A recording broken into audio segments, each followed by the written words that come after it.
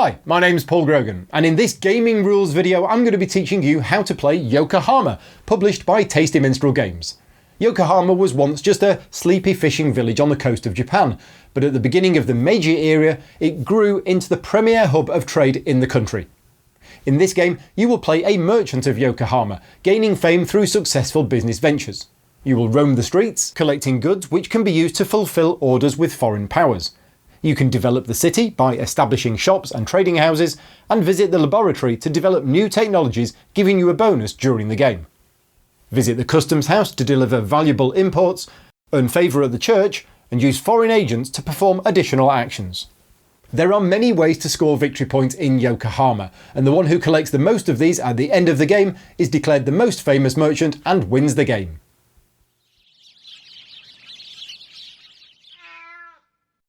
Take the 18 area boards and sort them according to their backs.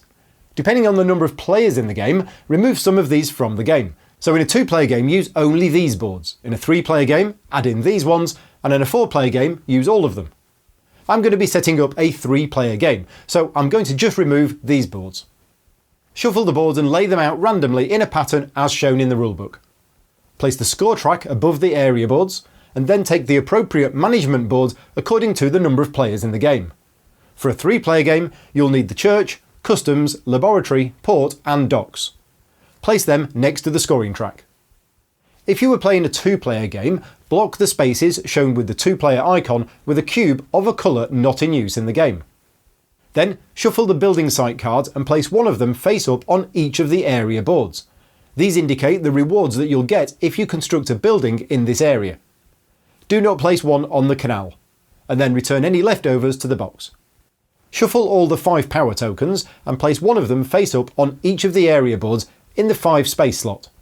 These will give the first player who performs a 5 power action in that area an additional bonus. Place any extras back in the box. Shuffle the order cards and randomly remove some of them from the deck, 5 in a 3-player game and 16 in a 2-player game. Place the removed ones back in the box.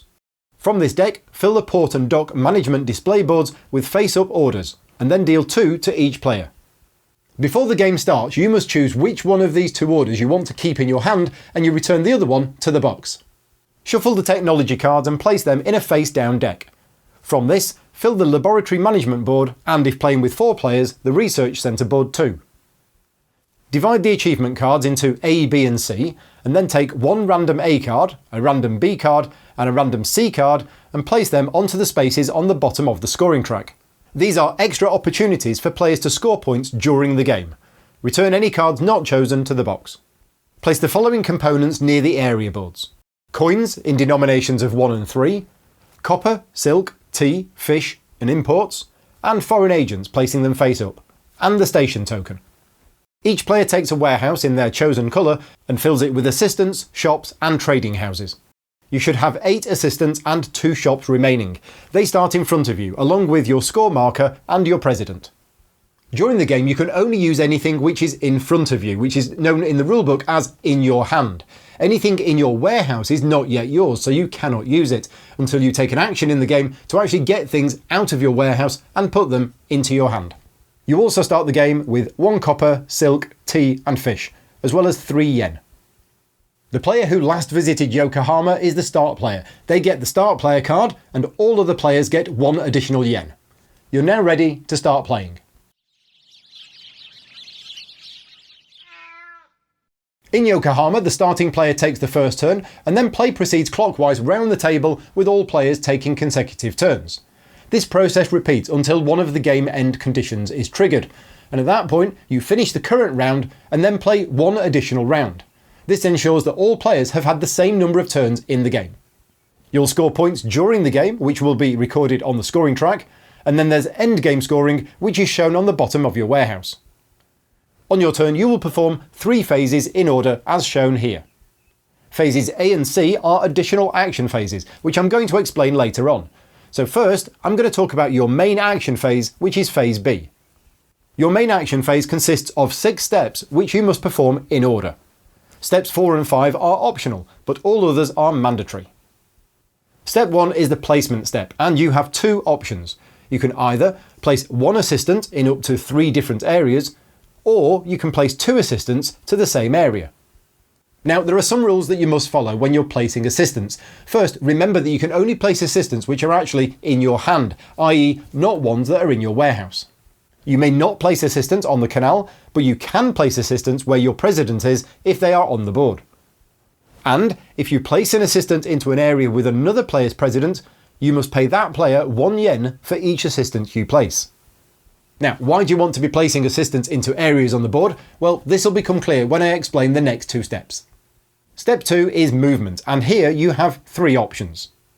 The first option is what you will be doing in the first round of the game, and that is placing your president into one of the areas on the game board. You must place it into an area containing at least one of your assistants, and you cannot place it into an area with another player's president. The second option is what you're going to be doing most of during the game, and that is moving your president from one area on the board to another. You can move through adjacent areas as far as you want, as long as each area you pass through contains at least one of your assistants. And you must end up in an area containing at least one of your assistants and no opposing president. And you must move, you cannot just stay where you are. You can pass through an area containing an opposing president, but if you do, you must pay that player 1 yen. If you move through the canal, you must pay 1 yen to the bank. You cannot end up in the canal as you would get wet. The third option for movement is quite rare, but I will explain it briefly now. You can remove your president from the board. If you do this, you can also remove any of your assistants from any areas, but then you skip the rest of your action phase. Next is step 3, and this is where you perform the action in the area where your president now is.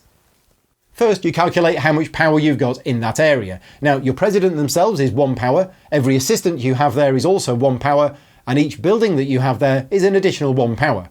The maximum power you can have for an action is 5. So, let's say I was performing an action here.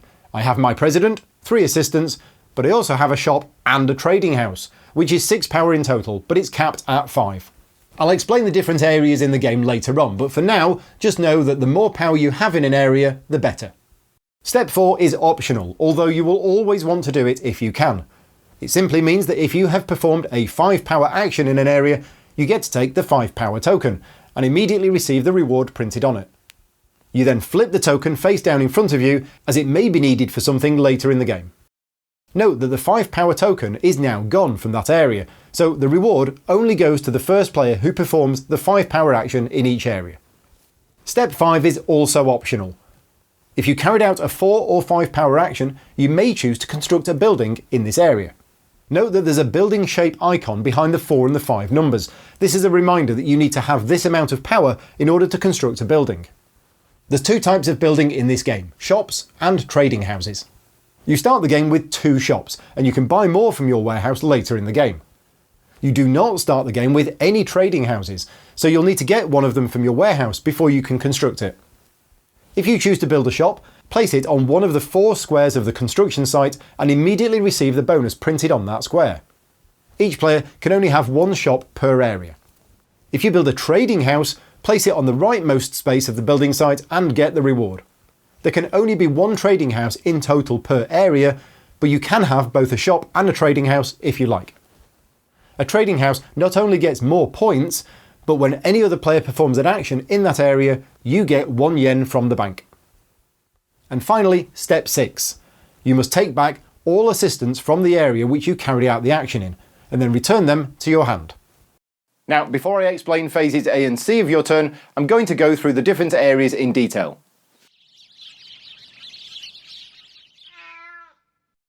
The 4 production areas are the easiest to explain. You simply look at the amount of power you have in that area, and it tells you how many resources of that type you receive.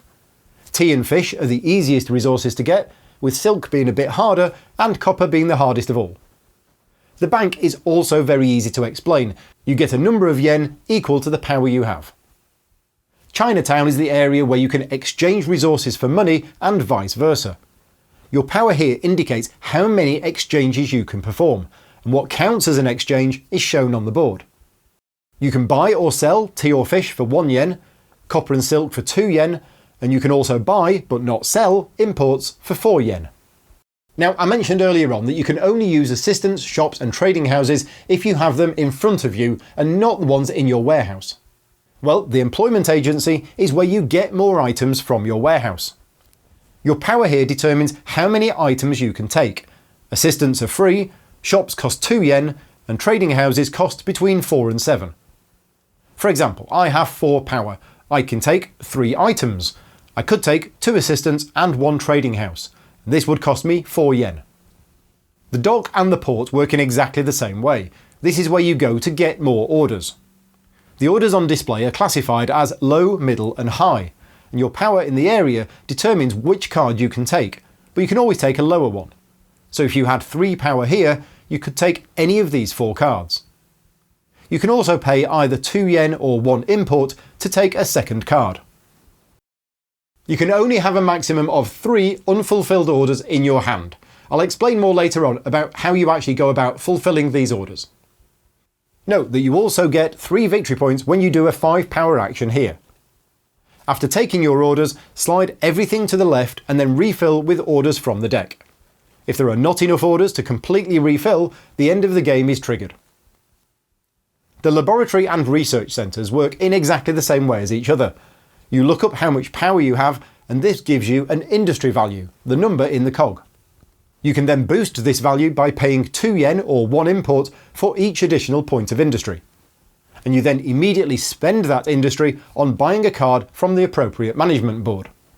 The cost of a card is shown by the number in the top left, modified by anything printed on the board above it. For example, I would have to spend 4 industry to buy this card.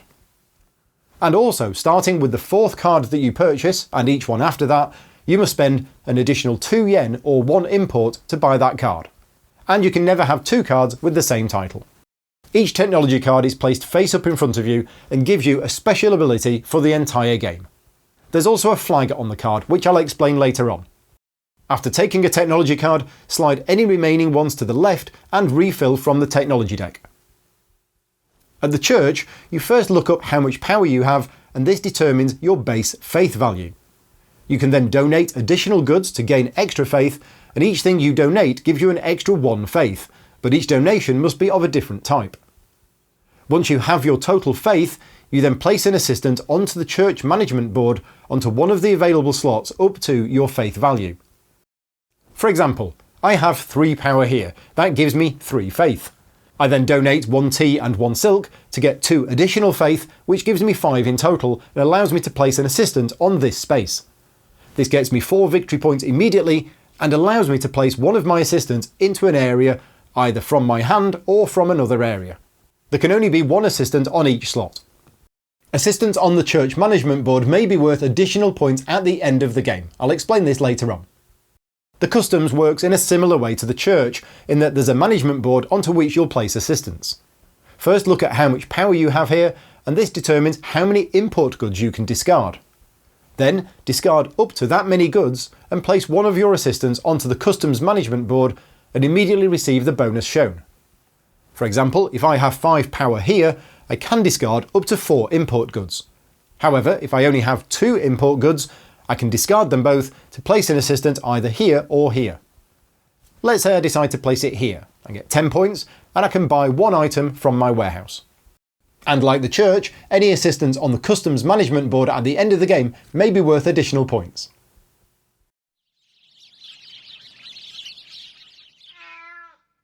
On your turn, before and after your main action phase, you get an additional action phase. During both of these phases, there are 3 different additional actions that you can perform, and you can perform any number of them and in any order that you want. The important thing to remember though is that you cannot perform any of these additional actions during your main action phase, only before and or afterwards. Now the first additional action I'm going to explain is fulfilling an order, and remember you can have a maximum of 3 unfulfilled orders in your hand at any one time. To fulfill an order, you simply need to give up the goods shown in the middle of the card, and the reward you get is printed on the bottom. This could be a combination of points, money, imports or other things. When you fulfill an order, place it face up in front of you. Notice that the order cards also have a flag on them, and we saw flags earlier on when I was talking about the technology cards. When you have 2 flags from the same country, you take a foreign agent of that country, if there is one left. This one here I'm going to call Jane. And if you're wondering why I'm talking about foreign agents now, it's because using a foreign agent is one of the other things that you can do during your additional actions phase. To use a foreign agent, choose an area on the board which contains at least one of your assistants and not your president. And then you perform the action of that area as normal, noting that the foreign agent does not count as 1 power. So if I did this action, it would just be 3 power, getting me 2 silk. You carry out all the steps 3 to 6 of your main action phase. So you get to take the 5 power token if you have 5 power, you can construct a building, etc. You must also recover any assistance in the area after you've performed the action. And then you flip the foreign agent face down to show that it's now been used. You can only use 1 foreign agent per turn. The third type of additional action that you can take is to fulfill an achievement. The 3 achievements were chosen at random at the start of the game, and each one shows you what you need to do to be able to complete it. This one, for example, means that you need to have 7 tea. This is for owning 5 tokens, either foreign agents and/or 5 power tokens. And this one means you have to have built a building in 2 areas with the red hammer icon and 3 areas with the gold pen icon. If you look at each area, there's either the red hammer or the gold pen. You don't have to give anything up to fulfill these achievements, so if you had 7 tea, you could just claim this one and keep the tea. However, you do need to place one of your assistants on the space to claim it. The first player to do this gets the points shown on the left, and every other player who fulfills it gets the points shown on the right.